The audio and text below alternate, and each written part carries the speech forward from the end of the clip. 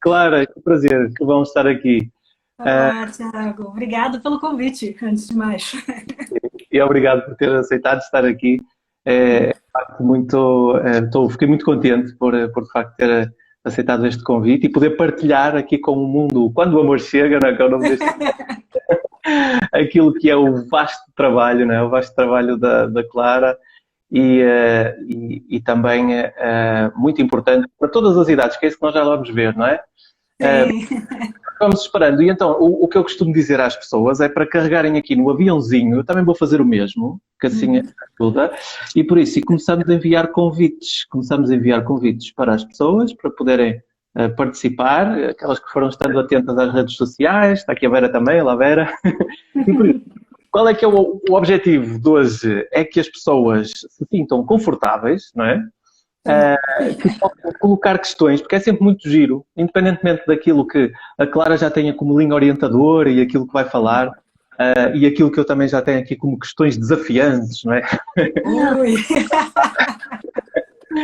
E as surpresas, não é? Também temos que dizer isto, as surpresas que vão surgir aí, que a Clara guardou para nós. Sim.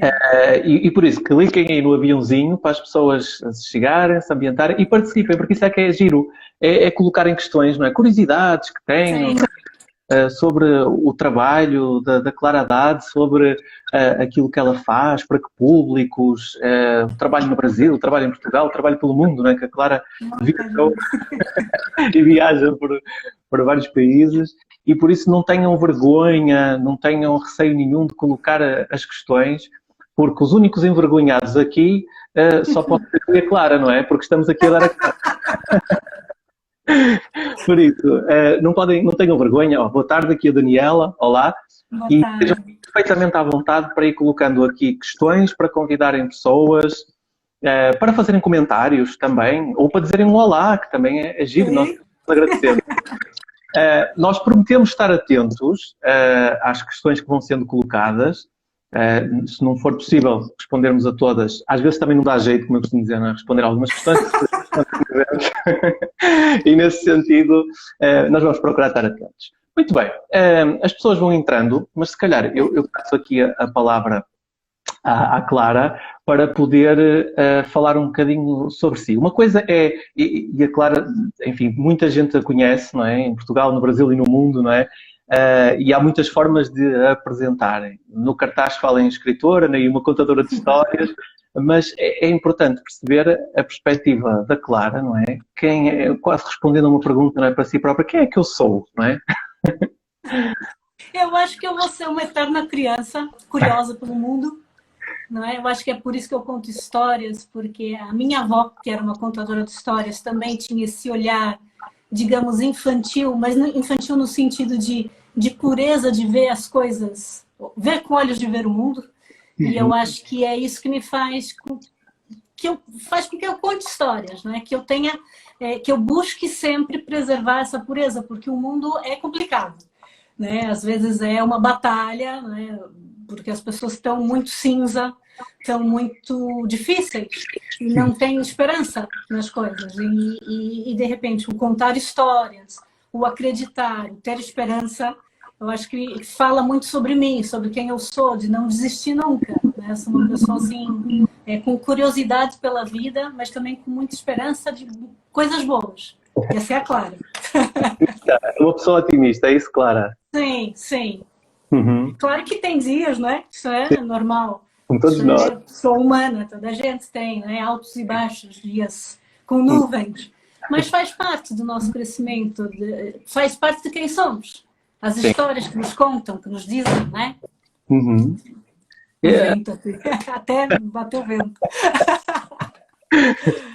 A Clara falou uma coisa que tem a ver com pureza. Nós vivemos num mundo onde há muitas máscaras, não é? E não estamos a falar agora das máscaras por causa da Covid-19, não é? Mas estamos a falar Mas há quem viva de máscara, sei lá, desde da sempre. máscara desde sempre, exatamente. Essa pureza que a Clara fala é uma pureza que é bem acolhida pelas pessoas ou há alguma dificuldade em às vezes aceitar isso? Eu sinto que às vezes as pessoas têm dificuldades de compreender o meu estado de espírito, a minha forma de ser. Acha que é impossível. Como é que estás a rir? Porque é o fim do mundo, é o caos. Né? Onde é que encontra isso, essa força? Né? E às vezes me olham assim, surpreendidas, mas tem gente que olha com raiva mesmo, fica passado. Passado. E diz à Clara que... Isso, sim, causa-me muita impressão, sabe? Eu fico mesmo...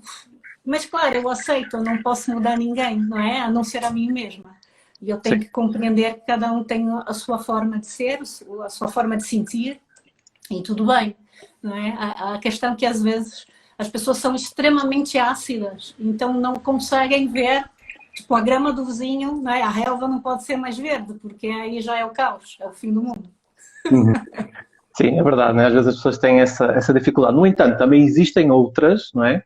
Que aceitam muito bem, que se inspiram e que acolhem. Completamente. Também tem esse lado e é absolutamente incrível ver como o meu trabalho ou a forma de ser pode fazer com que as pessoas se estimulem a serem melhores, a buscar o melhor para a vida delas, ou através das histórias que elas também acabam por buscar, inspiradas um pouco no meu trabalho, ou simplesmente porque as histórias lhes tocaram de alguma maneira, em algum momento da vida, em alguma circunstância, porque eu não tenho essa dimensão quando eu conto histórias. Eu sei que as histórias têm esse poder, né, de mexer cá dentro, porque falam de pessoas como nós, de ser humanos, né, personalidades de todo tipo, né, cinzas e mais coloridas.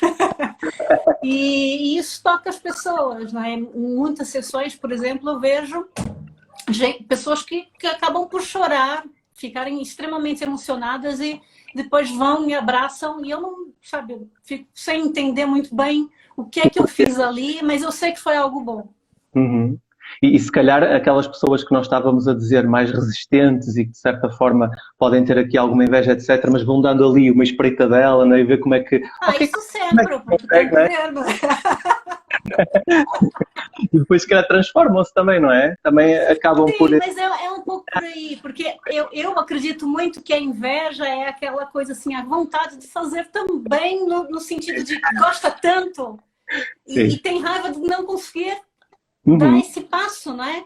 Porque assim, uma grande caminhada começa com um passo, né? Já é lugar comum a gente falar, né? Toda a gente que trabalha com coaching acaba por falar coisas assim, começamos a jornada no primeiro passo. Mas é isso, se a gente não começar a caminhar, né, não ampliar, né, sair dessa zona de conforto e dar o primeiro passo para buscar alguma coisa, a gente vai estar sempre inconformado e apontando o dedo para as pessoas, né? Porque é muito mais fácil do que apontar para nós mesmos e ver onde a gente precisa melhorar, encontrar as nossas sombras para poder trabalhá-las, porque toda a gente tem, né? Ninguém é só um arco-íris.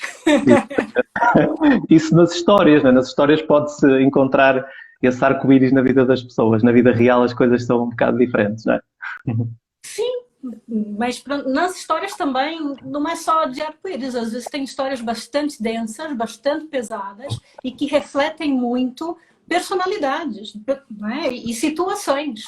Não é só histórias que acabam e viveram felizes para sempre, né? Às vezes as histórias terminam mal. E uma coisa curiosa, nem sempre, mas às vezes eu conto histórias assim. Tem dias que estou mais por esse lado. Conto histórias com um final assim, não digamos tão bom. E as pessoas ficam indignadas, porque ficam à espera sempre do final feliz. E nem sempre na vida a gente tem finais felizes, não é? Eu acho que entender através de uma história, né? Sobretudo a criança, né? Falando de criança e a importância das histórias na formação delas. Ter finais que não são tão positivos pode ajudá-las a processar a frustração das coisas, de não dar certo, né? De entender como é que ela lida com esse sentimento, os medos. E às vezes não trabalhando isso na infância porque não querem assustar, né? Essa história não. Isto ela vai levar lá para frente. E não adianta fazer birra no trabalho depois. Os seus pais podem ir lá, mas não vai ajudar. Sim, Entende? eu vejo isso no contexto de consulta também, porque as pessoas acabam por estar muito agarradas aos seus ideais e por isso quando as coisas não correspondem a esse ideal, têm muitas dificuldades em gerir essa frustração e, portanto, às vezes querem à força Completamente. para que as coisas vão para esse ideal, não é? Caminhem para esse ideal. E as histórias podem ter aqui esse poder também de nos dizerem que nem sempre os finais são como nós lidamos. E justamente isso é o poder de perceber que não é porque não terminou bem que está tudo perdido. Que a Uhum. gente pode se reconstruir, que a gente pode buscar outros caminhos, que a força reside aí, de você ressignificar as coisas, perceber que você tem outras 1001 possibilidades na sua vida, não é um caminho único, não existe uma coisa, uma verdade única. Né? Tem um amigo meu, um narrador africano, chamado Tomani Kouyaté, que fala, existem 3 verdades, a minha verdade, a tua verdade e a verdade. Qual é a verdade? Não sabe. Exatamente, cada qual tem a sua versão, não é? Sobre os factos. Está giro. Mas é um caminho que se tem de fazer, não é? Porque também é importante compreendermos este lado. Há pessoas que têm que fazer, como estava a dizer a Clara a determinada altura, não? O caminho faz-se caminhando, é preciso dar o primeiro passo. E para dar esse primeiro passo, às vezes é preciso coragem, uma boa dose de coragem e também uma boa dose de inspiração, por vezes, não é? Sim, sim. Se nos fecharmos em nós próprios, podemos ter muita dificuldade em ver essas alternativas, mas quando nós nos abrimos, damos-nos a conhecer outras pessoas, acabamos por abrir esses horizontes, certo? Clara, também vê assim. Sim, sem dúvida, sem dúvida. Mas às vezes, assim, nem sempre esse primeiro passo é tão fácil, não é? É doloroso. Uhum. Aliás, toda jornada, todo herói que percorre uma jornada, para dar o primeiro passo, nem sempre é muito fácil. Mesmo no esquema da jornada do herói, do Campbell, né, que fala dos 12 passos, até sair da primeira fase do sofá, há uma grande luta para você acreditar que você pode sair desse sofá em busca de algo. Que você é capaz, que você tem ferramentas. Não é? Mesmo nas histórias, os heróis nem sempre são aqueles heróis com espada e tudo mais. De repente se veem numa situação e precisam fazer pela vida, ou morrem. Sim. E aí a coragem e várias coisas, competências, ele vai descobrindo no meio dessa jornada. Então, eu acho que todos nós temos um bocadinho desse herói aqui, às vezes está adormecido, a gente está sentado no sofá ali, quietinho, só com sonhos, mas às vezes ele pode ser despertado. Por exemplo, agora, nesse momento da pandemia, muitas pessoas estão assim, encolhidas e tristes e tensas e preocupadas, óbvio, é normal, houve uma mudança enorme na vida da maioria das pessoas, né? Também na minha, toda a gente, né? Só que olhar com olhos de ver e perceber isso, claro, tem dias mais tristes, mas tentar ver que existe aí uma oportunidade, que é possível dar a volta, de alguma maneira, descobrir algo novo, né? Eu acho que não é fantasioso, não é tão 100% colorido. Eu acho que é importante, de repente, perceber o que a gente pode tirar de positivo disso, né? Porque desde sempre, desde a história do mundo, sempre teve situações assim. Algumas pessoas avançam, outras param, paralisam. Por um lado, natural, pelas circunstâncias, mas no momento a gente vai ter que dar um salto, vai ter que avançar, vai ter que fazer alguma coisa. Assim como os heróis das histórias. Os heróis, né? Como costuma dizer, as crises podem ser excelentes oportunidades de mudança. E nem sempre conseguimos sozinhos, eu até às vezes costumo dizer de uma forma mais arrojada, nunca conseguimos sozinhos. É importante nós nos ligarmos aos outros, não é? E conseguirmos juntamente com eles ter essas ferramentas, não é? Para conseguirmos superar as nossas dificuldades, não é? E cada qual vai buscar aí alternativas. Tem pessoas que vão, de repente, aprender a cozinhar, aprender a fazer alguma coisa, ou vão buscar um psicólogo, ou vão ouvir histórias, ou vão ler um livro. Cada um tem aí um caminho que vai buscar e que considera o melhor. Né? Não estou aqui para falar, olha, faça isso ou faça aquilo, nem eu sei, né? Mas eu acho que cada um, nesse momento, acaba por buscar aquilo que sente que é o melhor. Se o melhor para a pessoa é estar quietinho, parado, processando as coisas, que seja. Isso é de cada um. Claro, aproveitando isso, aproveitando o caminho, não é? Que estávamos aqui a falar e o caminho que tem que ser feito, a minha questão é, como é que chegou àquilo que é hoje, não é? Sobretudo ao nível da contadora de histórias, como é que foi o percurso até chegar ao dia de hoje? Ui, fiz tanta coisa, mas assim, na verdade a base mesmo, e é uma coisa que eu sempre falo, foi a minha avó. Sem a minha avó, as histórias não estariam na minha vida, porque minha avó foi uma contadora de histórias, ela era uma contadora da comunidade libanesa em São Paulo, e eu sempre acompanhava nas histórias todo fim de semana, porque ela ia contar, porque ela veio, né? Ela fugiu com meu avô para o Brasil, numa situação de guerra, etc. Eles fugiram para tentar a vida, né, no novo mundo aqui no Brasil, com uma nova cultura, não sabiam falar português, foi bastante complicado, mas eles tiveram coragem e vieram para cá, para o Brasil. E assim a minha avó depois encontrou outras pessoas, né, do Líbano, da Síria, e aí todos se reuniam e sempre, todo final de semana, tinha histórias. Pronto, e isso foi acontecendo até que chegaram os meus irmãos, cheguei eu, e eu fui acompanhando a minha avó, e era uma delícia aquilo, ouvir aquelas histórias, eu aprendia muito. Uma coisa que eu recordo com muito carinho, e eu acho que foi fundamental na minha formação, enquanto pessoa e também enquanto contadora, foi o ouvir histórias, porque eu sempre que eu tinha alguma questão, eu perguntava, eu tinha alguma curiosidade, eu perguntava, minha avó não me respondia assim, normal, ela me respondia como história, e eu saía com mais interrogações na cabeça, porque eu queria desvendar. Então, através das histórias, eu tentava compreender o mundo, né? Esclarecer as minhas curiosidades da vida. Então, minha avó foi minha grande Sherazade, a minha primeira grande contadora de histórias. E daí, as histórias sempre estiveram comigo, ficaram um bocadinho, entre aspas, adormecidas. Eu digo entre aspas porque continuava a contar em família e para os amigos, mas eu segui outros caminhos. Eu fui fazer educação física, depois eu fui fazer teatro, TV, cinema e fiz outras formações. Mas as histórias estavam sempre presentes, de alguma maneira. Até que um dia eu fui descobrir um evento internacional de contadores de história e fui lá ver. E fiquei curiosa, porque eu não associei ao que a minha avó fazia. E quando eu vi o contador de histórias, eu fiquei completamente fascinada, surpreendida, fiquei extasiada. Tudo aconteceu comigo, porque ele estava... Eu lembro muito bem, eu entrei na sala, ele contava uma história, era muito divertida. E eu comecei a chorar. As pessoas me olharam, quem é essa maluca que entrou aqui, sentou e começou a chorar? De onde veio isso? De onde veio essa mulher louca? Eu comecei a chorar porque aquela sensação foi muito forte para mim. E eu pensei, caramba, eu trabalho com teatro, com TV, mas é isso que eu quero. Sabe? Eu quero chegar nas pessoas, no público e no coração.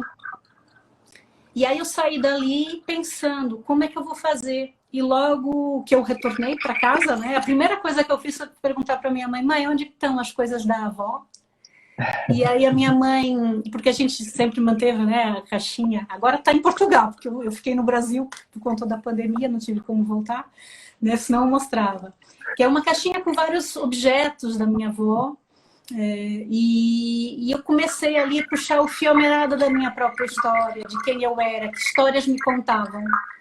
E buscar outros contadores de histórias, e assim foi sem parar. Fui deixando o teatro, a TV e cinema para me dedicar 100% à narrativa oral, não é, às tradições, sobretudo a linguagem do contador contemporâneo.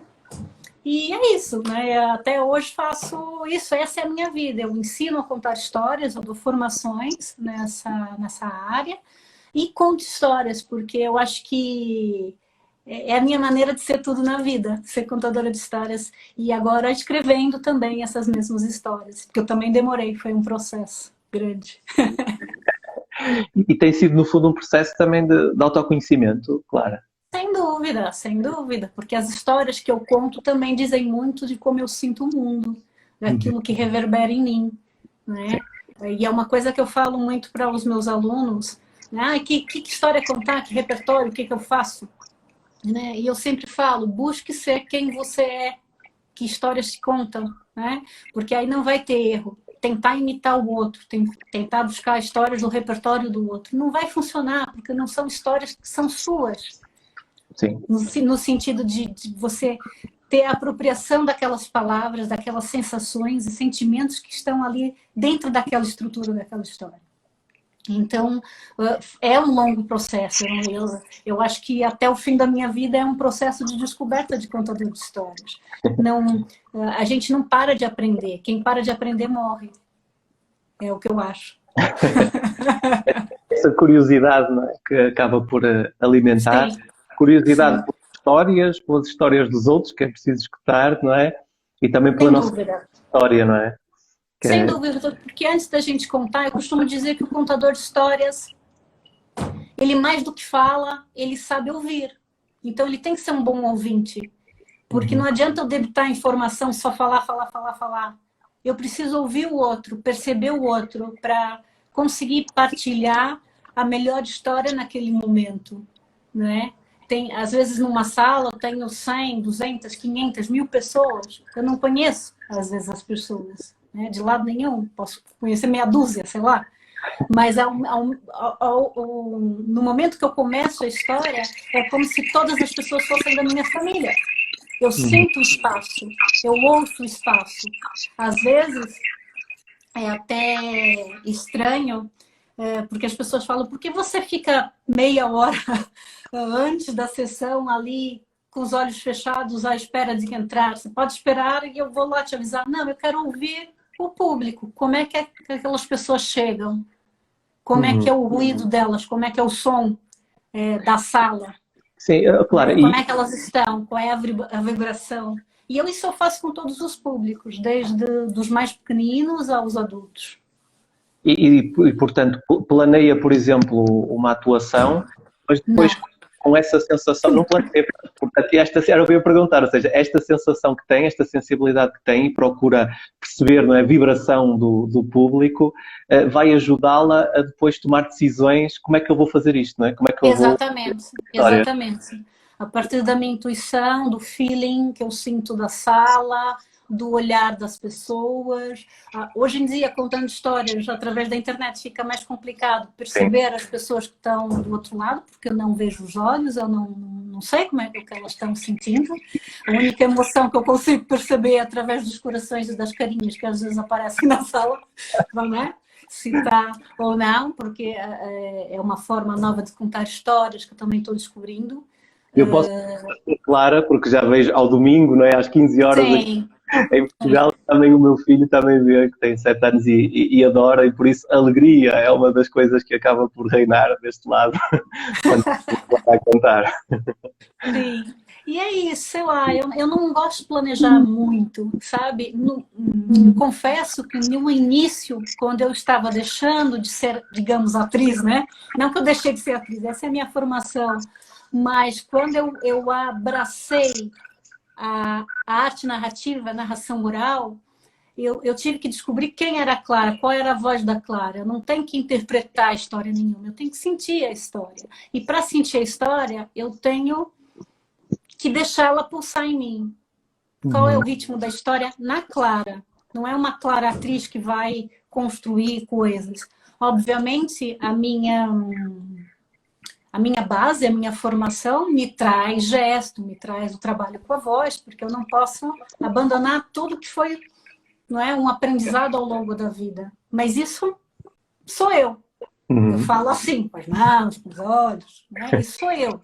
Então, não é interpretar nada. Então, buscar realmente sentir aquilo que eu estou falando e tentando dar o meu melhor naquele momento, viver o momento presente, estar atenta às pessoas, né? E eu não gosto de planear, criar um roteiro, tipo, eu vou contar primeiro essa, depois essa, porque eu não sei quem está lá. Né? E eu acho mais orgânico sentir as pessoas, perceber as pessoas, estar com elas. Sim, isso é maravilhoso. Eu recordei-me agora de uma entrevista que vi há pouco do Luís de Matos, que é um mágico conhecido português, não é, pelo mundo, E ele estava a dizer que a forma como é avaliado é sempre através da sua última atuação. E por isso, no fundo, ele tem sempre que dar o seu melhor, não é? Dar o máximo naquela atuação. E neste caso, a Clara acaba por trazer aqui um nível de exigência muito grande para si própria, não é? Que é, no fundo, é sempre um processo criativo, não é? Há sempre este processo criativo em ação, não é? É assim, nível de exigência, entre aspas, assim, eu quero fazer o melhor, eu busco sempre dar o meu melhor, mas assim, eu não tenho problema se eu falhar, porque é natural, é orgânico, é vivo, é verdadeiro. Eu não tenho, porque muitas pessoas às vezes deixam de contar histórias, deixam de fazer as coisas porque têm muito medo de errar, de se expor, sei lá, de se sentirem ridículos. Na verdade, assim, eu deixo as emoções aparecerem, extravasarem, sejam como for. E muitas vezes, eu sou uma pessoa que deixa, se eu vou chorar, eu choro mesmo. Eu não tenho esse limite de, ai, não, eu estou em público, não posso, vou estar com a cara toda preta de maquilhagem. Eu não estou preocupada com isso. Eu procuro ser genuína. Né? E pronto, as coisas acontecem assim. Eu não... Se é certo, se é errado, não sei. É aquela tal coisa, o que é a verdade. É certo o que é errado. Não sei. Mas esse é o meu caminho, é a minha forma. Viaja por muitos países, não é? Podemos pegar aqui só Portugal e Brasil, mas podemos pegar aqui noutros também. Sente diferenças culturais a este nível? Ou seja, eu digo isto porque os portugueses são mais fechados, têm muito mais medo da exposição, não é? Há muita vergonha de falar em público. Ai, mas eu agora não vou fazer isto, não vou dizer esta cara, não vou fazer esta voz, não é? Fica mal. O que é que vão dizer de mim? Quer dizer, a minha imagem fica em causa. Sente estas diferenças entre os países? Olha, sinto, mas assim, não é tão grande. Eu acho que o medo de errar está muito forte nas pessoas.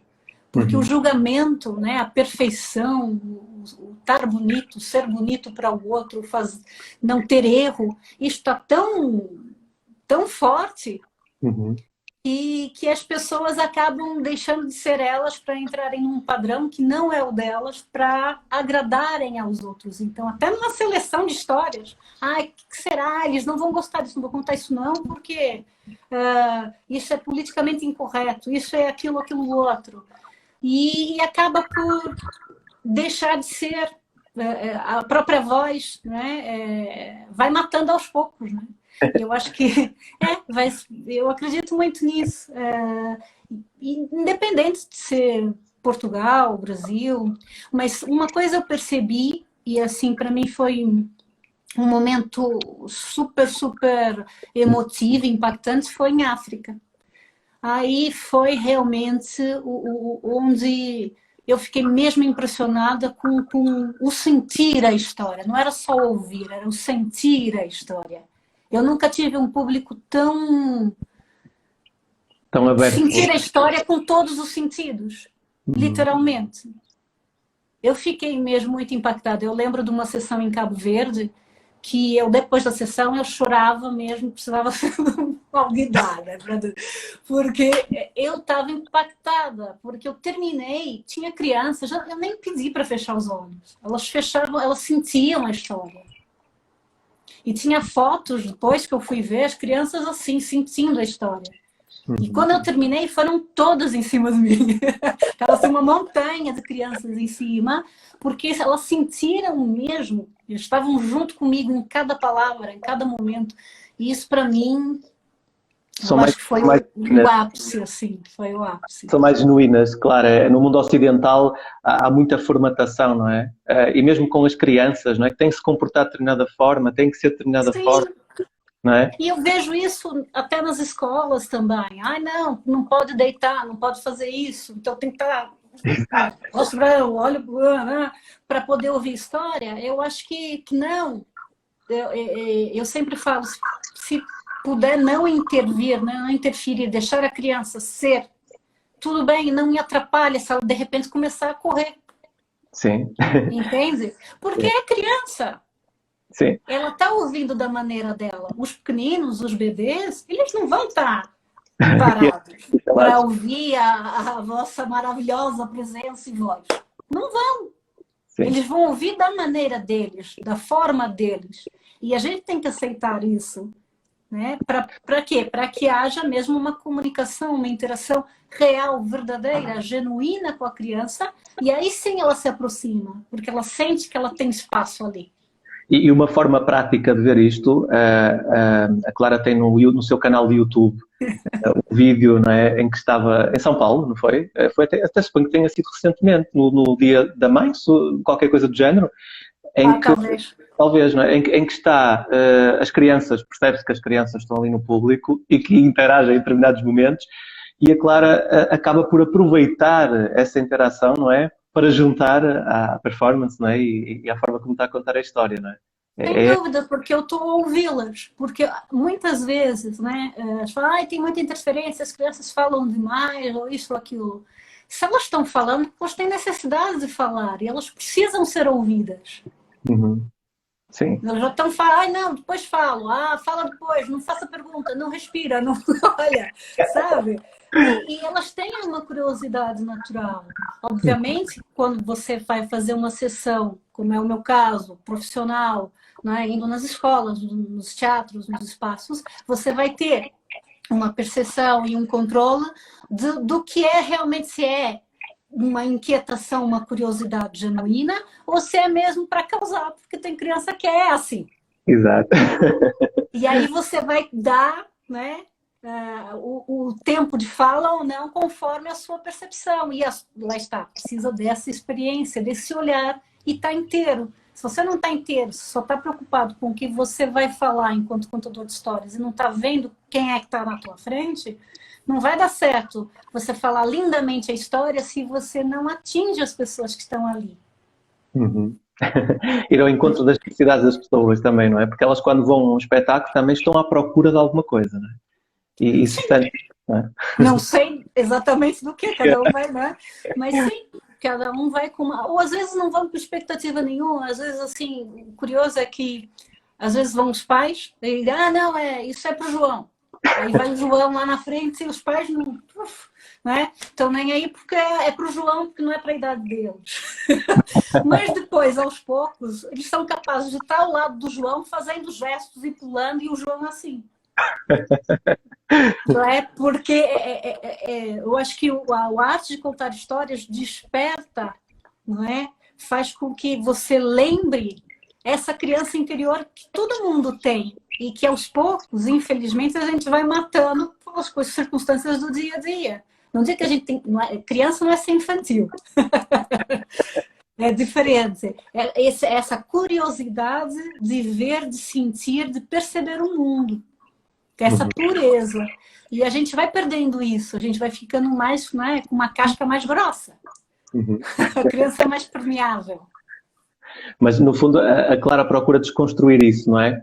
Porque Sim. leva histórias para todos os públicos e quer mesmo desmontar ali as capas todas que as pessoas têm. Não é? Sim, sim. E eu percebo muito isso. Algumas pessoas saem, como eu já disse, às vezes incomodadas por algumas temáticas que possam surgir. Por exemplo, tive situações, às vezes contar uma história, e às vezes tem uma história que fala de morte, e é um tema tabu, falar de morte para criança, não, meu filho vai dormir mais, o monstro devora, não, não pode ser, é o fim do mundo, a Maria não vai dormir, não, tem que terminar, tem um final feliz. E não, eu acredito que as histórias são um espaço seguro para se falar de temas que são difíceis de serem abordados de outra forma. Então, através das histórias, das personagens, eu posso falar de solidão, eu posso falar de dificuldades de relacionamento. Por exemplo, tem uma história de sentimentos, uma que eu gosto, que é muito interessante, que é da Ana Llenas, que chama Vazio. É uma menina que está muito bem, está brincando, tranquila, é tudo leve, colorido na vida dela, e um dia ela sente um vazio que ela não sabe explicar. E ela vai tentando preencher esse vazio. Então ela começa a comer, nada. Aí ela pega, eu quero brinquedos, e pede brinquedos, e cada vez mais brinquedos, nada. Então ela vai tentando preencher o vazio que ela sente, que ela não sabe o que é aquilo. Até que ela não aguenta, porque ela vai tentando de tudo, E chega um momento nessa história, é um livro maravilhoso, assim, para falar de sentimentos. E sobre como é ilustrado, posso estar contando para criança, mostrando e vendo, né, essas fases, porque vai mudando de cor, né? Cada sentimento tem ali uma cor. E chega uma hora que essa menina está tão exausta de tentar buscar uma solução para preencher esse vazio que ela cai no chão mesmo, ela começa a bater no chão e chorar, espernear e chorar. Ela chora, chora, chora, e quando ela começa a chorar, ela sente que aquilo vai minimizando. Ela já não sente aquela coisa estranha. É como se o vazio ele fosse sendo preenchido de alguma maneira. E ela vai percebendo o que é importante para preencher esse vazio. E que, ao fim e ao cabo, sempre vai ter um buraquinho. Porque a gente não é 100% completo. Sempre vai ter um vazio. E saber lidar com esse vazio. Né? E eu acho essa história genial. Não só para criança, mas pode ser, né? Mas para toda a gente. Para todos, tem um não é? livro tem um livro que eu conto muito para adolescentes e adultos, chama A Parte que Falta. Que é uma bolinha que está sempre no mundo buscando... É uma bolinha que está faltando um pedaço, né? E ele vai buscando a parte que falta. Então ele vai cantando, né? Busco a parte que falta em mim, faço pudim, faço quindim, eu quero a parte que falta em mim. Vai rolando, rolando e vai encontrando. Então a cada pedacinho que ele acha que encaixa, ele vai perguntando, você quer ser minha parte que falta? Aí cada um fala do seu jeito. Ai, eu não sou parte de ninguém, eu sou única. Aí cada um vai, né, tentando falar com ele, dar respostas. Ele cai no buraco, quem nunca caiu no buraco? Para tentar compreender o que está acontecendo com ele. Sempre a borboleta acompanha ele nesse caminho e ele acha que não pode ser, porque é uma borboleta, tem que ser alguma coisa que encaixe.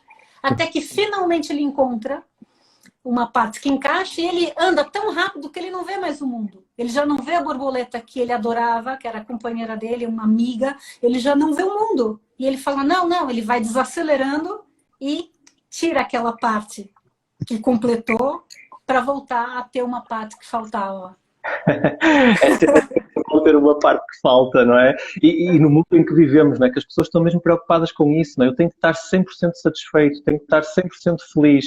E se não tiver, há sempre essa busca. E é uma busca que leva sempre à frustração, naturalmente, não é? Claro, porque se você está querendo estar aqui o tempo inteiro, ninguém está aqui o tempo inteiro. E eu acho que as histórias nos ajudam a perceber que tudo bem. Às vezes pode terminar mal, mas é só uma parte da história. Não é ela completa, não é um todo, é um capítulo. Sim. Entende? E esses altos e baixos é que fazem com que a nossa história seja interessante, até para ser contada. Uma história que sempre deu certo, tudo é lindo, ninguém tem paciência para ver. Acaba no instante. Acaba no instante nem só. Ninguém tem paciência, porque não tem altos e baixos, não tem superação, não tem desafio. Então, é normal. Agora, tem altos e baixos, alguém que busca fazer coisas, vai crescendo, vai modificando, evoluindo, ela vai percebendo e ganhando competências ao longo da vida. E é muito mais interessante ver, ouvir biografias de pessoas com histórias de superação. Exatamente. Porque hoje em dia no marketing buscam contadores de histórias, o storytelling é tão forte. Por conta disso. São histórias que nos motivam, que nos incentivam, que nos fazem querer fazer melhor, mais e melhor. Eu acredito muito nisso. Sim, eu acho que sim, acho que é importante pensar as coisas dessa forma. Clara, e que tal agora lançar aí uma história? Pode ser, vamos ver. Pegar aqui minha calimba. Eu lembrei de uma história aqui nessa conversa, né, do ser genuíno, ser quem somos, e me veio essa ideia de ir por aí, agora. Ok. E eu vou contar. Ok, então, antes de irmos, vamos pedir às pessoas... Vou usar a calimba. Boa. Está bem? Pedir às pessoas para convidarem. Vamos convidar a carreguem no aviãozinho e convidem pessoas para entrarem aqui na história. Então vamos lá. E essa história fala de uma mulher chamada Verdade. Há muito tempo atrás, existiu uma mulher chamada Verdade. E ela tinha uma forma muito peculiar de ser. Desde o dia que nasceu, tinha um jeito muito dela, só dela, próprio. E sabem, ela tinha um hábito. Costumava andar sem roupa nenhuma. Do jeitinho que nasceu, ela saía. Ela não tinha vergonha dela, do jeito dela, da forma de ser. Caminhava pelas ruas assim, senhora de si, confiante em quem era ela. Mas as pessoas, quando olhavam a verdade, ficavam horrorizadas. Oh, que disparate, está o fim do mundo! Como uma mulher sai assim? Apontavam o dedo. Falavam coisas que nem consigo reproduzir. Fechavam portas e janelas, falavam completos disparates. Mas a verdade, não ligava, porque ela confiava em si mesma, no que sentia, na forma como ela era. Seguia assim. Mas o tempo foi passando. O tempo sempre passa, sempre passa. E com o tempo, ofensas, palavras ruins, duras, pesadas, começam a incomodar. E a verdade começou a duvidar. Será que ela fazia bem em sair daquele jeito? Ela se sentia bem? Por que as pessoas tinham a mania de julgar, apontar o dedo? Mas ela começava a se questionar. Mas as pessoas continuavam e eram cada vez mais cruéis. Até que ela não suportou. Saiu correndo até a praça da cidade. Sentou-se no banco da praça e começou a chorar, mas chorava. Porque ela queria entender o que é que se passava, por que as pessoas não aceitavam ela como era. Por que tinham aquela necessidade de ser cruéis, maldosas? E será que ela estava errada em fazer o que fazia? Em falar o que pensava? Em fazer o que sentia? Tanto chorava que ela nem percebeu que ao longe tinha surgido um homem que vinha de terras distantes. Vinha com a sua mala em cartão. E quando olhou para a praça e viu aquela mulher sentada no banco, sem roupa nenhuma, chorando, ele ficou preocupado, ele nem se importou com convenções nenhuma. Saiu até ali a praça, chegou bem perto do banco onde estava a mulher e falou com ela: senhora, posso ajudar? O que a senhora tem? Ela ficou surpreendida. Nunca ninguém tinha se preocupado em perguntar como ela se sentia, se ela estava bem. E ela sentiu confiança em dizer aquilo que ela sentia, tudo o que estava acontecendo, as inquietações que ela tinha. E ela disse: eu não sei, as pessoas me julgam, apontam o dedo, eu não sei mais o que faço, eu não tenho amigos, as pessoas fecham portas e janelas, o que eu hei de fazer, o que eu faço? Será que eu estou errada? E ele olhou para ela, pousou a mala em cartão no chão, abriu. E de lá de dentro, tirou um tecido maravilhoso, todo bordado. Ela nunca tinha visto um tecido tão lindo. Ele entregou o tecido a ela, dizendo: cubra o seu corpo com este tecido. Vais ver, as coisas vão mudar.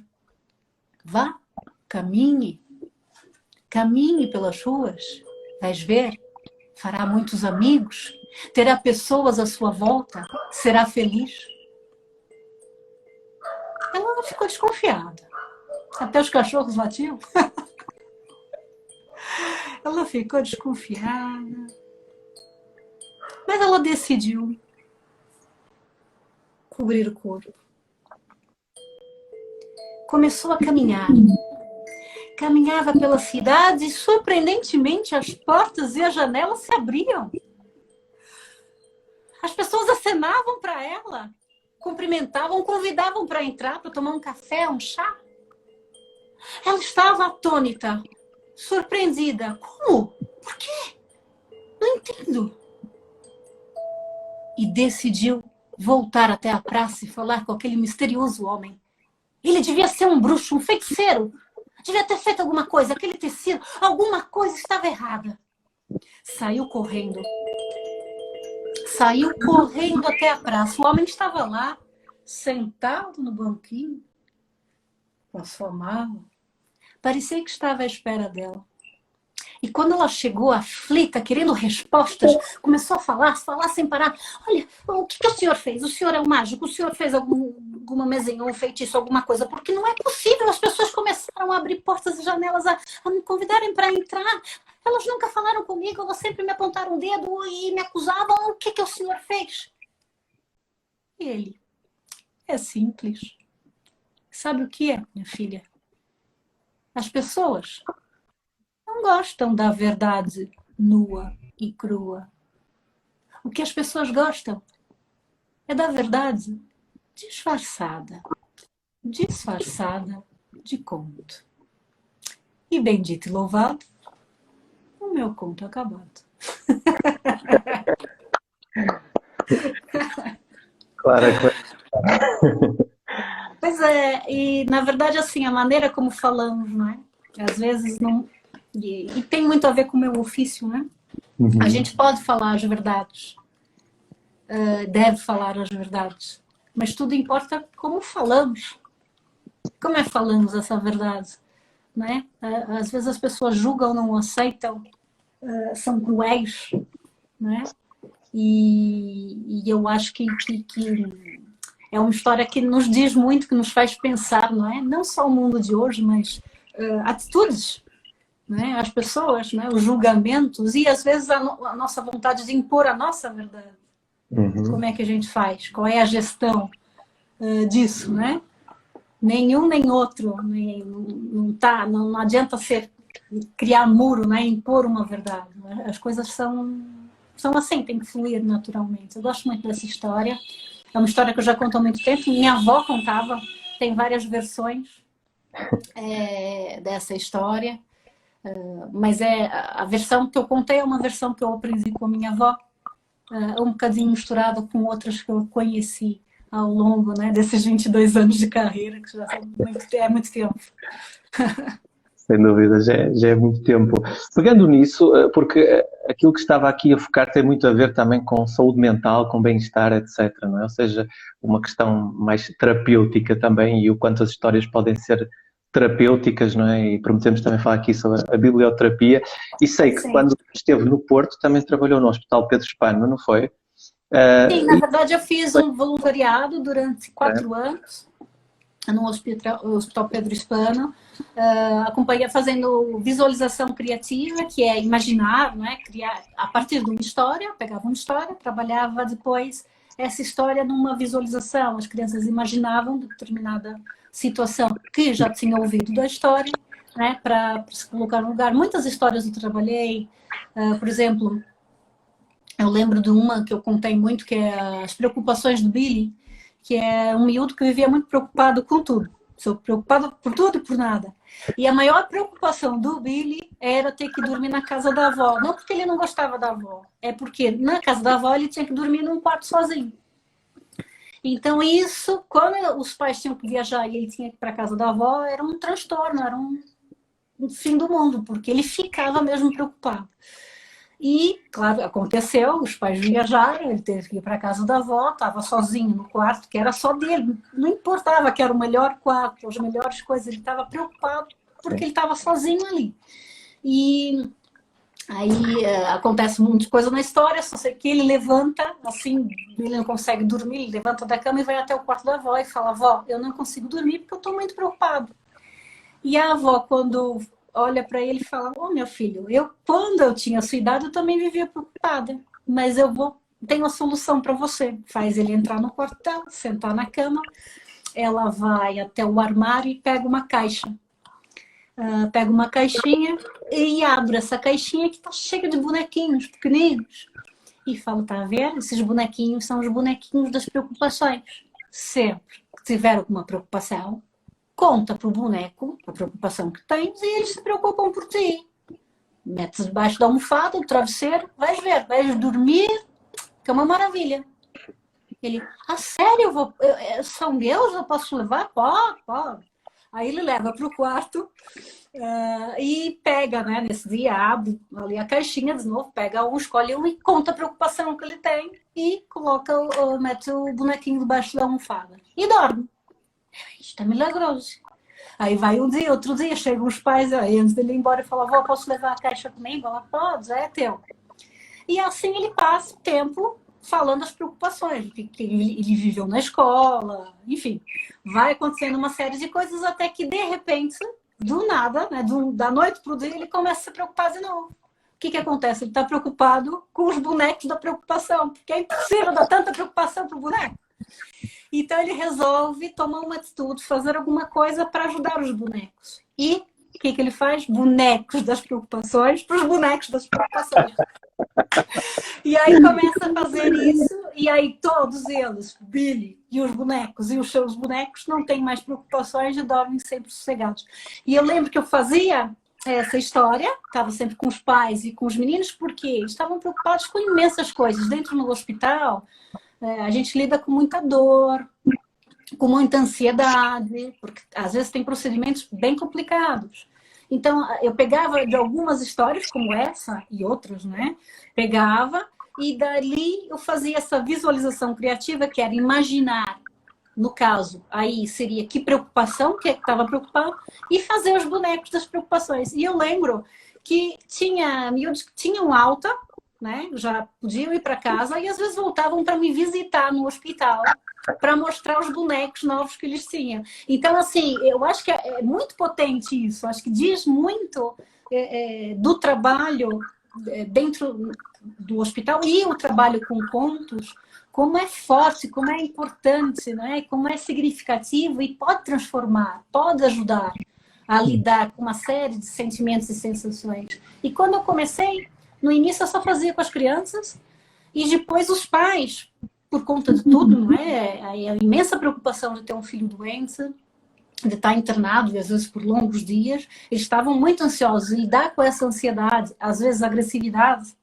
porque as pessoas, quando estão nervosas, elas explodem, né? Então, elas acabavam indo, os pais acabavam indo também fazer as visualizações. Então, uma sala que era pequenina, tive que mudar de sala, pedir autorização para mudar, para o médico-chefe, etc. E mudamos e eu fiquei lá durante 4 anos da minha vida, desenvolvendo esse trabalho. Fazia como voluntária, era uma coisa que eu queria fazer, eu me propus a fazer, fui até o hospital falar com a educadora desse serviço hospitalar, não é? O serviço educativo hospitalar, e desenvolvi durante 4 anos. Mas voluntariado é compromisso. Então, se eu não mantivesse a frequência, para mim não valia ir uma vez ou outra. Então, aí eu tive que ponderar dentro da minha agenda e acabei não conseguindo mais manter. Mas durante 4 anos, 2 vezes por semana, eu estava lá no Hospital Pedro Estano. Uhum. Isso é ótimo. Há uma outra curiosidade, que é aqui uma coincidência, que já trabalhou na faculdade onde eu estudei, na Faculdade de Psicologia e Ciências de Educação da Universidade do Porto. Eu fiz várias formações lá. Mas é para vários públicos. Eu fazia formações contínuas e também com as pessoas de formação de biblioteca e de teatro, né? Falando da arte de contar histórias. Uhum. E falando aqui do Porto, a Clara tem uma ligação muito próxima ao Porto, não é? Como é que foi esse processo de vir para Portugal, de se instalar no Porto, enfim, escola? É um processo, sim, porque foi amor à primeira vista pela cidade. Quando eu fui para aí, muito resumidamente, porque a história, né? Eu estava me descobrindo, né, essa minha voz como contadora de histórias, porque, como eu disse, me formei em Educação Física, depois Artes Cênicas e TV e Cinema, porque eu estava nessa área, então estava muito envolvida com isso, teatro, TV, cinema e produções. Trabalhava numa produtora em São Paulo, mas o meu foco, desde que eu tinha descoberto as histórias mesmo, redescoberto, na verdade, as histórias, eu queria me dedicar só a isso. Só que não dava para eu, de repente, largar todo o meu trabalho e ficar sem nenhum rendimento, porque o que é certo era o meu ganha-pão, meu trabalho era trabalhar como atriz, decorar texto, preparar atores, crianças para falar um texto, montar coreografias, era isso que eu fazia. E eu não podia simplesmente, vou contar história. Não podia. Então, eu tive que ter planejar essa minha saída desse foco, que estava a minha carreira, para o foco da narrativa oral. E foi aos poucos. Fui deixando o trabalho e só fiquei com uma produtora a 100%, e os outros trabalhos eu não estava fazendo, não aceitava nenhum trabalho com teatro, só fazia mesmo a narração. E assim foi, até que num dia me falaram que eu tinha que ir para Portugal para, enfim, para vender uma peça de teatro, né? Porque eu trabalhava numa produtora, eu também fazia, e como eu tinha feito também a assistência de encenação, né? A direção, a parte de coreografia, então eu sabia tudo da peça, eu era a pessoa mais indicada para tentar vender, levar para Portugal essa peça com atores brasileiros. E não queria ir, mas eu pensei, bem, vou fazer assim, vou encerrar com chave de ouro a minha carreira aqui nessa produtora e vou aproveitar, peço a demissão logo depois dessa viagem. Comuniquei já o meu chefe da minha intenção e ele, não, vai contar histórias, vai morrer de fome, vai para Portugal primeiro, depois a gente conversa. Aí eu, tá. E eram 4 dias só. Aí eu arrumei as malas para isso, porque era um dia de viagem, mais 2 dias assim de reunião e um dia para voltar, né? Tudo bem, arrumei a mala, lá fui eu para Portugal, para Lisboa. E quando eu cheguei em Lisboa, eu telefonei para o meu chefe na altura e falei, olha, já está tudo certo, como é que é para a reunião? Alguma coisa a acrescentar? Olha, esquece lá isso, me disse. Porque, olha, o autor da peça brigou com o produtor daí e não vai ter peça coisa nenhuma, nem vale a pena, olha, 4 dias aí para passear. Eu desliguei o telefone e falei, que é isso, gente? E agora? Para onde eu vou? Porque eu estava com a minha agenda toda esquematizada. Aí eu lembro de ficar um tempo sentada assim, gente, o que eu vou fazer? Aí eu lembro, saí, fui caminhar ali no Chiado e falei, parece tanto São Paulo de alguma maneira, né? Eu queria uma coisa diferente, já que eu tô aqui. E se eu fosse para o Porto? E aí eu lembrei que eu tinha o contato de pessoas do Teatro Nacional São João, telefonei pro pessoal. Aí encontrei um amigo lá e falei, olha, eu tô indo para o Porto, mas assim, eu só tenho 1 dia e meio, assim, para conhecer alguma coisa. Você vai me buscar lá nessa estação? Porque eu nem sabia falar campanhar, falava campanha. Aí eu vou te buscar. Aí eu, vou com uma mochila porque pouco tempo. Vou ver um lugar para ficar e a gente já se fala, vou comprar o bilhete porque é rápido. Ele riu, né? Rápido, 2 horas e meia, mas para mim era rápido. Sim. Eu acho rápido, porque o trânsito de São Paulo é 2 horas e meia. E eu fui para lá e, nossa, quando eu cheguei no Porto e que vi a Ribeira e que vi as pessoas, eu me apaixonei. Foi uma coisa que eu não sei explicar. Aí eu lembro de falar com a pessoa assim, gente, eu vou morar aqui. E ele olhou para mim e falou, claro. Desculpa, para. Isto vai cair, ficar... né? Exatamente. Portanto, vamos ligar já ao outro para depois estarmos mais uns minutinhos, está bem? Está bem. Faltam cerca de 5 segundos. Pedimos às pessoas para se voltarem então a ligar. Eu vou desligar, vou iniciar. Ok, Clara, estamos de volta. Ficamos na paixão. Vai dar a palavra para um contador de histórias, não sais mais daqui. Mais uns minutinhos para colocar assim mais algumas questões e a Clara também poder partilhar aqui mais algumas coisas. Estávamos a falar, as pessoas vão entrando, mas estamos a falar da paixão do Porto, não é? Sim, quando eu conheci o Porto, foi isso, assim, foi transformador, porque eu decidi naquele dia que eu ia morar aí, foi em agosto de 2005, lembro perfeitamente, Fui e voltei para São Paulo já com o plano de voltar depois de um ano para Portugal, porque eu queria me estruturar. Então, eu voltei para São Paulo, vendi carro, sabe? Me preparei mesmo para ter minha casa, essas coisas todas, né? Ter um lugar, um espaço onde ficar para viver. E passado um ano eu retornei e assim eu vivo em Portugal já desde então, né? Desde 2006, né? 2005 na verdade, 2004 foi agosto de 2004 foi essa situação.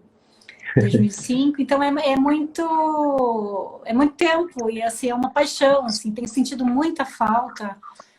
Porque eu fui pega de surpresa, eu vim de férias para visitar a família, aproveitar o verão. Só que agora a gente já está encaminhando, né, para o outono. E não tenho previsão de volta porque está muito complicado. Mas de qualquer maneira, assim, vou fazendo os trabalhos pela internet, tendo contato com as pessoas, bibliotecas, casas de cultura, fazendo sessões de conto online. Agora, em junho, eu vou ter uma formação também online para quem quer aprender a contar histórias e entender um pouco do que é. Isso, Clara, pode partilhar isso, aquilo que vai ter nos próximos projetos? Sim, então, sim. Porque há muitas coisas, há muitos serviços, não é? Que a Clara acaba por disponibilizar. Sim, eu acabei estruturando, lá está. Primeiro, o primeiro impacto, de repente, me ver, ter que ficar aqui.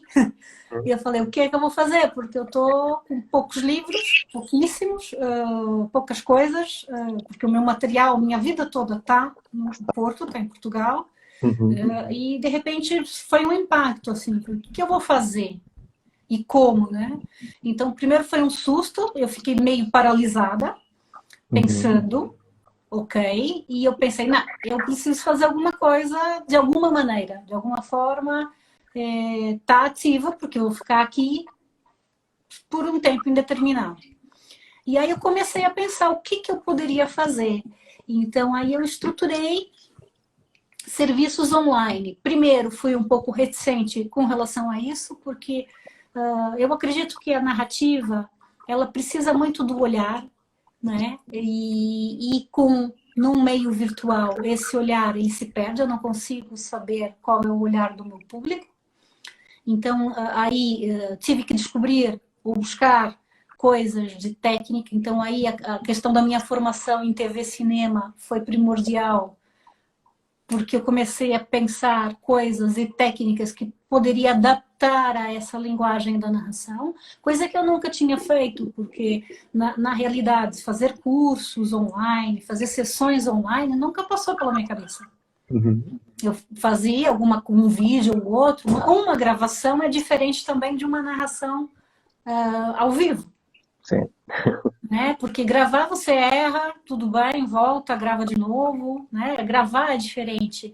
O ao vivo ainda tem essa pureza, essa coisa, e ela errou, né? Então, não dá para e também tem que lidar com uma série de faltas, né? Você não vê, você não sabe como é que está chegando a história.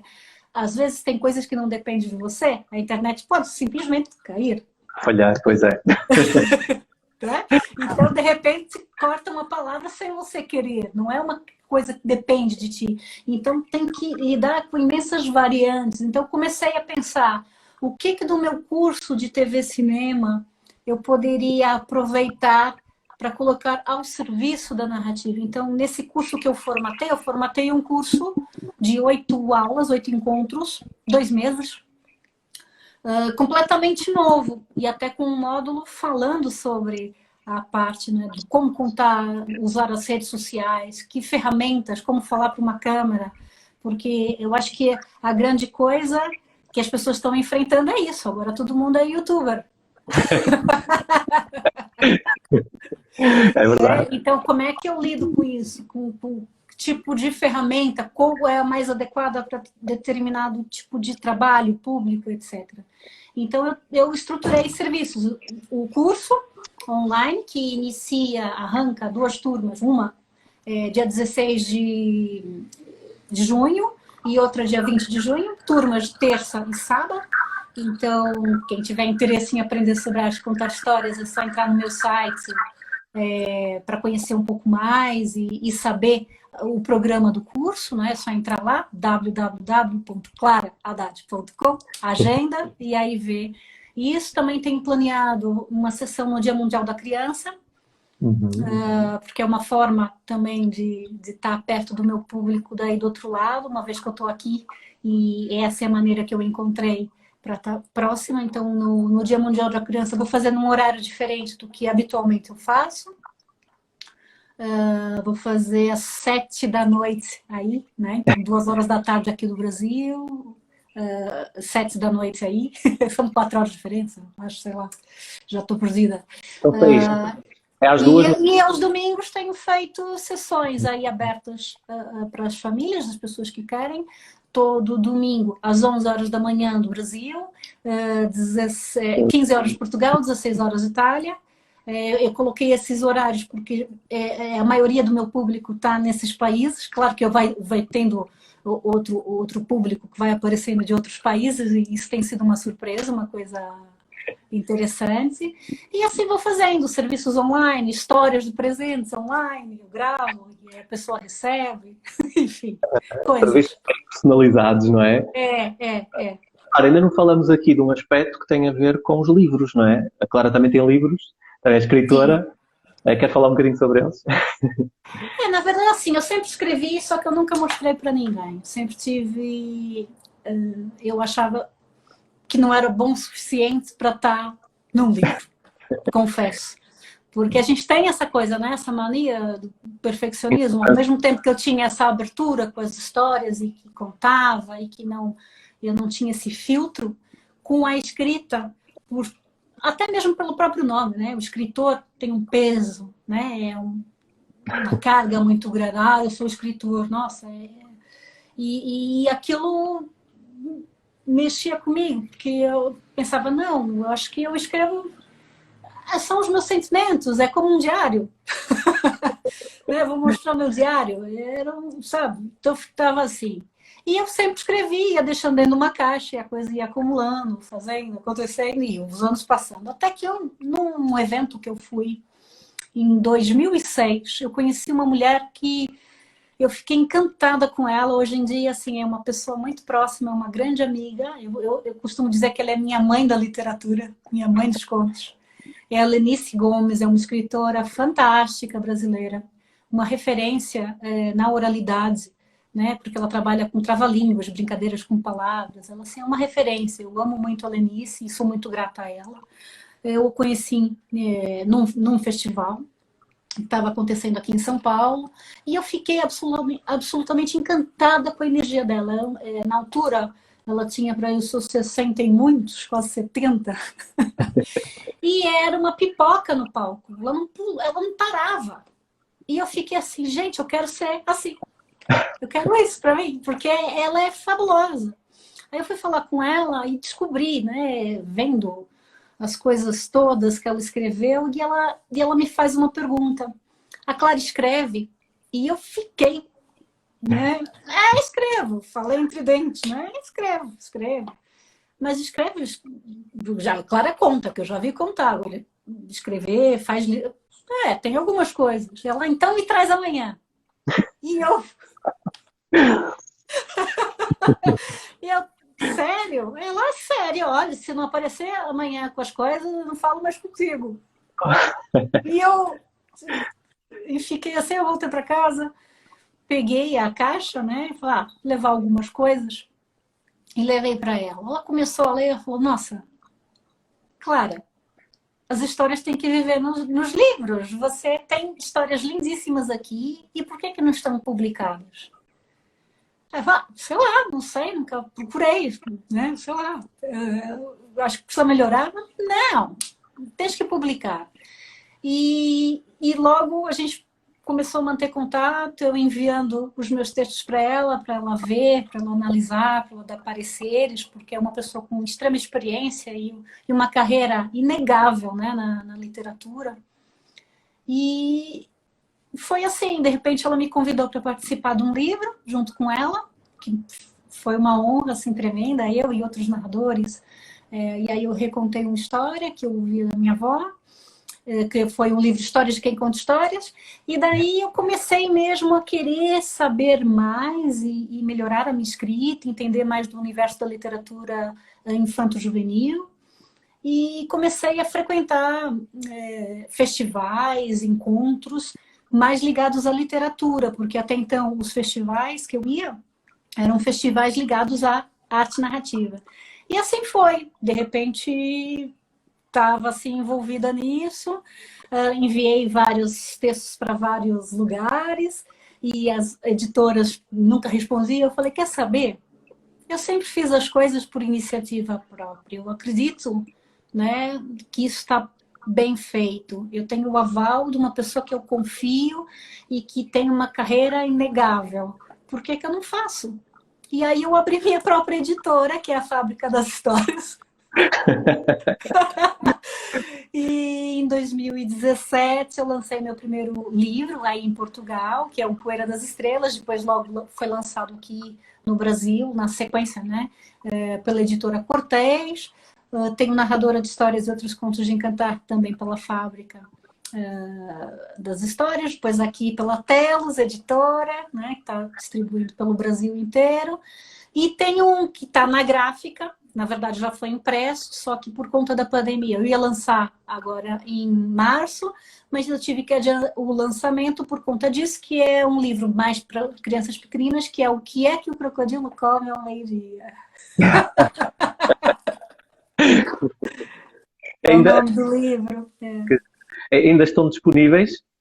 Não se consegue adquirir os outros livros? Sim, aí agora só nas livrarias, a Faz de Conto em Coimbra, a livraria Salta Folhinhas no Porto, a Flaner no Porto, a Doninha Ternurenta em Ovar e a 100ª Página em Braga ainda tem meus livros, porque como eu não estou aí, eu não consigo repor.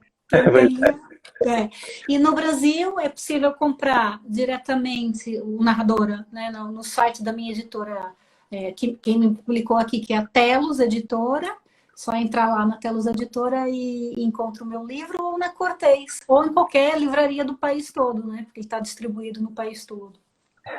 E curiosos pelo livro que está quase a sair, não é? Esse livro foi muito divertido de fazer, foi a partir de uma notícia de jornal que eu vi numas férias de verão de 2005, que foi a partir dessa notícia e da fantasia da minha cabeça, porque é um crocodilo que deu uma trinca, né, uma mordida no nariz de um elefante. E aí eu comecei a surtar nas férias, falei, gente, isso é uma história. Aí comecei a brincar com isso, da notícia de jornal, que aconteceu mesmo, né? Da África, mais as estruturas das histórias tradicionais, e aí tá aí o que é que o crocodilo come ao meio-dia.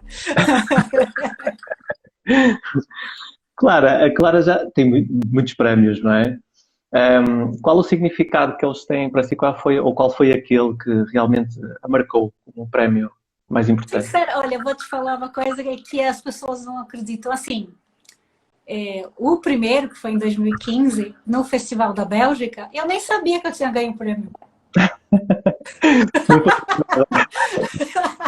Juro, é a coisa mais louca. Porque eu entrei para fazer, fiz a sessão, porque aquilo foi feito uma votação, porque eu fui a primeira narradora naquele festival de língua portuguesa. Quando começou, já tinha, sei lá, 20 anos já de existência o festival e nunca tinha tido língua portuguesa. Então eu fui a primeira narradora no festival, né, com a língua portuguesa. Aí, passado alguns anos, voltei. Passado outro, foi em 2015, né? Me chamaram de novo e eu achei que era mais uma vez, mais uma participação no festival. O que aconteceu é que as pessoas, o público, ao longo desses anos todos, votaram no narrador que eles mais gostaram, né, da língua. E eu fiquei assim, no final da sessão, quando, parabéns pelo quê? Pela sessão. Gostaram? Que bom. E eu toda, né, tola, achando que eles estavam parabéns pela sessão, mas no fim era parabéns pelo prêmio. E eu não tinha ideia, não estava com imagem nenhuma, e de repente sai em jornal, sai em todo lado, e eu nem sabia que você ganhou prêmio, sabe? Aquela pessoa bem louca que entra, ganhar, nossa, sério, quando eu cheguei no Porto de volta é que eu soube. Isso é engraçado. Sabe, eu não estava parabéns, eu estava achando que era da sessão. Sim. E aí me inscreveram e tudo. E agora, o mais recente foi em 2020, foi o Prêmio Baobá, que distingue mediadores de leitura, contadores de histórias, escritores de importância e relevância nessa área, aqui no Brasil. É um prêmio super importante e que eu vi que eu fui escolhida, né, para receber esse prêmio nesse ano, assim como outros também, porque são vários premiados em cada edição, e foi maravilhoso, assim, eu fiquei muito emocionada, sabe, aquela coisa de ganhar um Oscar. É tão bom o conhecimento do trabalho, né, do esforço, nosso esforço. Porque é uma forma, é uma valorização do nosso trabalho, não é? Mas eu acho assim, a gente deve continuar a trabalhar. Não são os prêmios que fazem o contador, né? E eu acho que faz parte do percurso. Ganhei, ótimo, fico contente, sou muito grata mesmo por isso. Mas o trabalho está no dia a dia, não são os prêmios, não é? Eu acredito muito nisso. Uhum. Sim, estava a dizer que o prémio é consequência, não é? É a consequência do trabalho, não é? É a consequência, é isso, porque não adianta você ser premiado e ser uma pessoa péssima. Sabe, que não fala com ninguém, que, sabe, eu acho que é um todo, é um conjunto de coisas, do teu esforço pessoal, da tua pesquisa, do teu trabalho, da tua atenção com o público. Uma hora as coisas chegam, e eu acho que perseguir o prêmio não é o foco é ser melhor pessoa a cada dia e fazer melhor o nosso trabalho a cada dia. É como eu sinto o meu trabalho, né? Essa é a minha verdade. Então... Ora, temos aqui um comentário do João Oliveira, que teve comigo à conversa na semana passada, que é um ultramaratonista. Muitos parabéns pela iniciativa, que é essencial na cultura educacional, que faz gerar a criatividade dos mais jovens. Sente isto no contacto com quer os mais jovens, quer os mais adultos, que de facto há aqui este apurar da criatividade, há este sair da caixinha onde estão. Eu acho que não só nos mais jovens, eu acho que a partir do momento que a gente toma contato com algo genuíno, aquilo faz reverberar qualquer coisa dentro de nós, faz a gente querer buscar algo. Com os mais jovens é interessante porque eles estão começando ali o repertório deles, né, a trajetória. Mas eu acho que a qualquer momento a gente pode ser despertado para a criatividade, para fazer coisas bonitas. Eu acredito mesmo nisso. E o meu trabalho é algo que me dá muito prazer, que eu amo muito fazer, porque eu sinto que tem uma intervenção positiva na vida das pessoas, né? Eu sinto que eu tenho uma função social enquanto contadora de histórias, de levar alegria para as pessoas, de falar sobre sentimentos humanos, de partilhar sobre culturas, de pontos de vista diferentes do meu ou do público, mas que dá a conhecer esses pontos de vista, dá a conhecer o mundo por outras perspectivas, né? Então é um trabalho que é quase um mergulho para dentro de mim mesma e para dentro do mundo, né? Entender uma série de coisas. Clara, vai sempre acompanhada de uma mala? Muitas malas. Quero partilhar alguns dos segredos que tem nessas malas que ajudam a transformar os espetáculos. Olha, é assim, às vezes eu levo, mas nem tudo. Lá está, como eu disse, o que eu sinto no momento. Tem coisas que às vezes eu levo e eu nem uso. Sim. Porque eu sinto que não é aquilo, não é propício para aquele momento, né? Mas eu tenho de tudo um pouco, né? Eu sou capaz de estar num aeroporto, ver um brinquedo, estou lá comprando um brinquedo que as pessoas acham que é para dar para alguém e é para mim, para estar na minha mala. Outro dia, eu lembro que eu estava no aeroporto e tinha aqueles doces com cores, né? Azul, roxo, sei lá, que as crianças adoram que ficam com a língua colorida. Eles adoram. Pronto, nunca comi, deve estar De outra cor até, né? Porque já tem anos que está na mala. Mas o que é fato que eu uso numa história, tem um conto popular português que tem a formiga rabiga, né? Da formiga que pica a barriga, que pica, que salta a cabra cabreiro. E a formiga rabiga, então esse brinquedo que tinha doce dentro era um bicho com os cabelos tipo punk, parecia uma formiga. Então eu fazia de formiga rabiga, né, na história, e as crianças adoraram aquilo. E é uma coisa que, de repente, tudo que eu vejo, que eu olho, que eu percebo, eu acho que posso inserir numa história. E nem sempre tem objeto, mas quando tem... É por isso que há muitas malas, não é? Vai guardar. Eu quando eu viajo é um inferno, porque para viajar eu tento ser o mais sutil possível, ter poucas coisas. Agora no Brasil, não sei se estão ouvindo ovos de todas as cores. Oh, que beleza de ovo! Mas eu tento sempre ver as coisas, às vezes com objetos, às vezes sem. Olha, o Senhor dos Ovos passa todo dia. Olha, tem aqui o João, outra vez a participar e a dizer: lança um desafio da criação de uma trajetória da recriação de um objetivo e a realização do mesmo. A nível de atletismo, por exemplo, um título: o menino que deseja ser ultramaratonista. Está aqui o desafio. Por que não? Por que não, não é? É uma trajetória, tudo passa por fases, né? Esse menino para ser... Clara, eu não quero ocupar aqui muito mais tempo. Pergunto se quer partilhar mais uma história, se tinha preparado isso, se faz sentido. Não sei, vocês sabem. Eu vou saber aí pelos comentários. Querem? Se não querem. Então, enquanto vamos a ver aqui os comentários, a ver se querem ou não, eu depois tenho uma última questão, que é, para as pessoas que querem seguir, no fundo, se calhar um sonho que possam ter, ou até poder explorar um bocadinho mais, que conselhos, não é, que a Clara dá, para além dos cursos, não é, que são importantes, mas que conselhos é que, pela longa carreira que tem, a longa experiência que tem, que conselhos é que dá para as pessoas poderem dar esse passo, não é, para as pessoas poderem experimentar e avançarem? Olha, a primeira coisa de tudo é querer mesmo partilhar algo, alguma história, seja ela de um livro ou não, seja de uma história de vida, entendeu? Tudo é história. Então, o primeiro passo é querer partilhar. O segundo passo é buscar a sua própria voz, ser genuíno. Não tentar copiar ninguém ou tentar falar uma narrativa que está na moda ou por isso ou aquilo. Né? Então, é tentar ser genuíno, a autenticidade. Né? E a terceira coisa, arriscar, um passo de cada vez. Muitas coisas vocês vão se equivocar, mas isso faz parte do caminho, porque a gente aprende errando.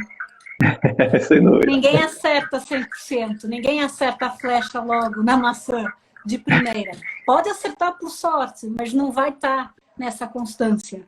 Né? Então, o exercício do contar histórias, do contador, é ter constância, é erros e acertos, altos e baixos, e aprender. Sim. E com isso, não é, vai desenvolvendo, vai ganhando maturidade, e vai ganhando elementos que te fazem ser o contador, né, que você quer ser, que deseja ser. Sim. Clara, muito bem, estão aqui a dizer que querem uma história. Por isso eu deixo isso para a Clara, que faz melhor do que ninguém. Ok, vamos ver. Não tenho tempo muito não, né? Não vai ser longa, mas pode ser uma maiorzinha. Que me vem na cabeça um conto africano. Eu vou usar minha calimba, que eu acho que dá um suporte, um som interessante. É uma história que me toca muito, que me diz muito, que me surgiu na cabeça agora, nesse momento. Eu sei que ela... Vou tentar, na minha cabeça, fazer assim com ela, encurtar, mas vou partilhar com vocês. Então vamos lá, vamos viajar para as terras quentes africanas.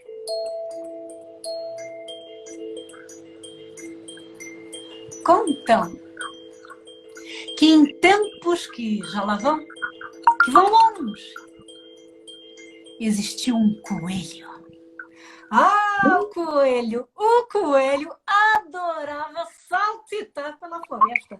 Saltitava aqui, saltitava ali, saltitava aqui, saltitava ali, sempre de olho nas coelhas. Isto aqui era o coelho que eu adorava, ver as coelhas. Cada uma mais bonita que a outra. E o coelho vivia assim, saltitando, saltitando naquele calor africano, até que ele viu a coelha. O coração do coelho, ó, acelerou. E ele sentiu que aquela era a coelha para ele. Pediu ela em casamento e ela aceitou, ó, na hora. Foram para a toca do coelho, onde iriam viver. E assim, os dias e o tempo foi passando. Era uma alegria. Mas o tempo passou. E a coelha começou a reclamar. Pois é. Olhava o coelho deitado ali na rede, barriga para cima e falava: olha que desgraça, olha onde é que eu fui parar. Olha esse desgraçado, esse coelho que não faz nada, dorme o dia inteiro. Por que eu vim parar aqui? Alguém me fala, me explica o que deu na minha cabeça ficar com esse coelho inútil, que não me dá joia, não me dá nada, só dorme. O que eu faço com esse inútil, esse coelho? O coelho não serve pra nada. E ela começou a reclamar que ele não dava joia, que não dava coisa, que ele era inútil, que era isso, que era aquilo. E o coelho começou a ficar assim, cansado, porque era só reclamação o dia inteiro, 24 horas. Ele precisava sair, saiu. Saiu da toca. E quando ele saiu da toca, ele se sentiu aliviado. Era como se os sons da selva voltassem novamente naquele ritmo que ele conhecia. O ritmo quando ele era saltitão. Era tão bom. E ele deu um saltinho aqui, outro saltinho ali, e foi se afastando da toca. Mas o sol naquele dia estava ficando forte, cada vez mais forte, até que chegou o horário de pico, meio-dia. O sol estava tão forte, que começou a esturricar o pelo do coelho. O coelho, o que eu estou fazendo aqui? Aí eu não tenho força, eu não consigo, eu vou morrer. O coelho começou a se arrepender de estar ali, mas não havia volta a dar, porque estava longe de casa e aquele sol queimava o seu pelo, sua pele. E quando ele achou que era o fim da vida dele, ele tentou reunir as últimas forças que ele tinha e foi se arrastando até uma árvore que ele encontrou. Ele encontrou um baobá. Ele ficou tão admirado, ele não sabia se era alucinação, se era verdade mesmo, porque ele estava zonzo com aquele sol. E eu não sei se foi sorte ou se foi azar dele, eu só sei que ele viu aquele baobá e ele foi se arrastando com as últimas forças que ele tinha até a sombra daquela majestosa árvore. E quando ele chegou ali, ele deitou de barriga para cima e ficou refestelado, agradecido. Baobá, que sombra maravilhosa o senhor tem. Nesse deserto que virou a minha vida, o senhor aparece, me protegendo do sol. Baobá, como o senhor é bondoso. E o baobá, que vivia ali sozinho e nunca tinha ouvido elogio de nada, nem de ninguém, ficou tão surpreendido, tão grato de ouvir aquelas palavras que resolveu refrescar o coelho e mover os seus ramos e as suas folhas. E aí veio uma brisa suave. E o coelho, que bom, que brisa! Nossa, baobá, o senhor é fantástico e generoso. O senhor me deu sombra, o senhor me deu brisa. O senhor tem um enorme coração, o senhor é bondoso e generoso. E o baobá ficou mais grato ainda, porque ele nunca tinha ouvido elogio de nada, nem de ninguém Nenhum homem, nenhum animal, nada, ninguém. E o coelho falando que ele era bondoso, generoso, que tinha coração. Ai, não. Ele tinha que oferecer mais para aquele seu amigo. E ele moveu com muita força os seus ramos. E dos seus ramos caiu uma enorme cabaça que se partiu. E o coelho tinha sede, ele, com aquele calor e com aquele líquido, ele decidiu beber, sorver daquele líquido. Que líquido maravilhoso! Eu nunca tomei coisa igual. Nossa, Baobá!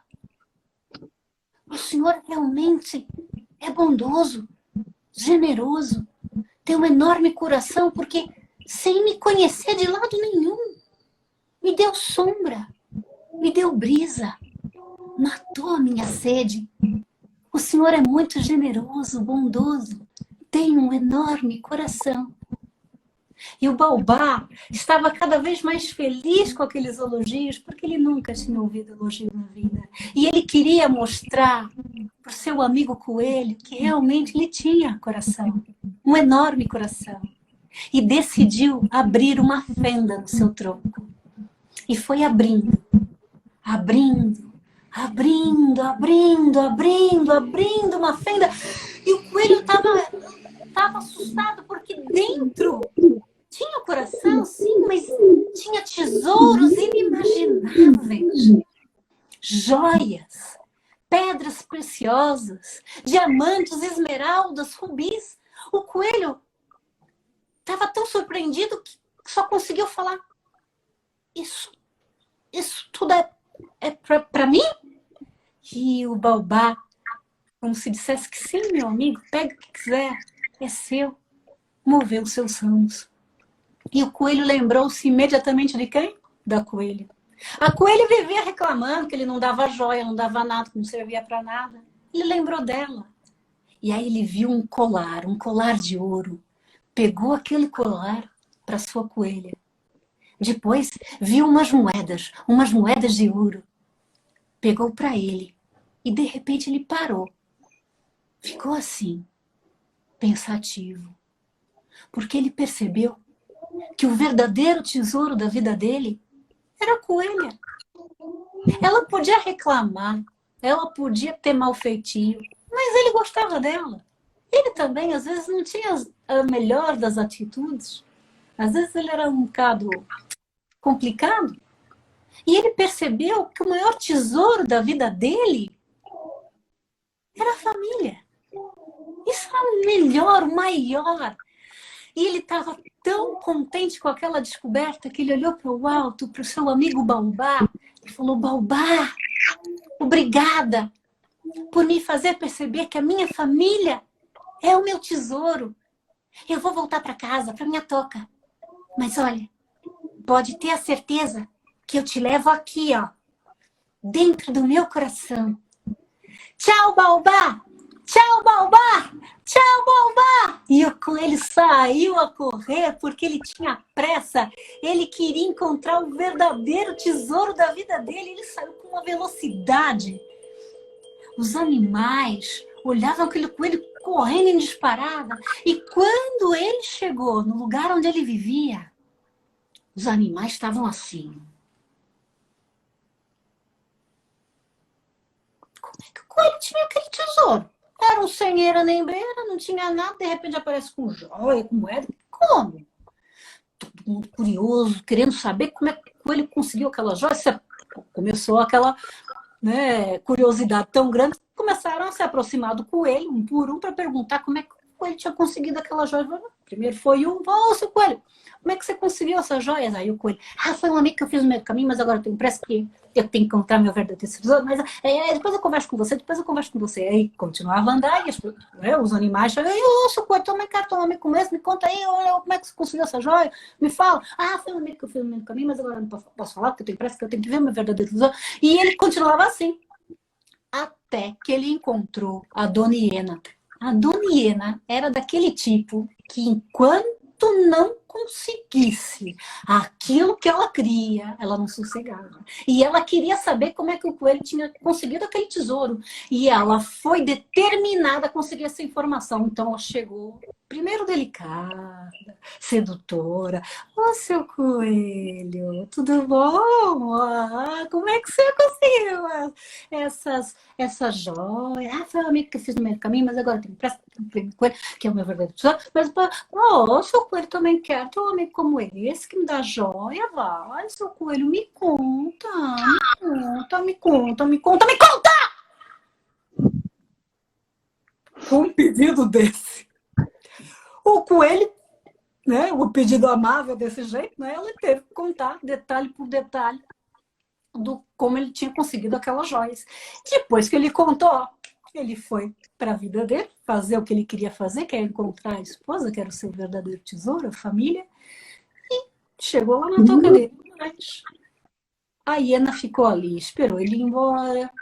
Quer dizer que se eu for lá falar com o baobá, que ele é bondoso, generoso, tem coração, ele vai me dar joia, mas é agora mesmo. E ela foi correndo. Quando ela avistou o baobá, ela se jogou no chão e começou o teatro dela. Foi se arrastando até a sombra do baobá. Foi se arrastando. Ai, minha vida. Credo, ainda falta. Até que ela finalmente chegou, continuou o teatro, se jogou lá de barriga para cima, como fez o coelho, e falou: ai, minha vida. Ai, que sombra maravilhosa que o senhor tem nesse deserto que virou minha vida. O senhor aparece me protegendo do sol. Ah, como o senhor é bondoso. E o baobá, achando que a hiena era uma amiga, porque ela falou que ele era bondoso, ele ouviu um elogio. Ai, ele ficou tão grato que ele quis provar que ele era bondoso. Então ele moveu os seus ramos, as suas folhas, e veio uma brisa suave. E a hiena, já chega de brisa, tá bom? Não é preciso tanto, porque sou bondoso, generoso, mas vamos adiantar um pouquinho, porque eu tô com sede, você não tem fruto, não? Que são maravilhoso, né? E aí o baobá, achando que a hiena era uma amiga, não é? Moveu seus chamos e caiu um fruto. Uma cabaça que se partiu. E ela continuou o teatro dela. Que líquido maravilhoso!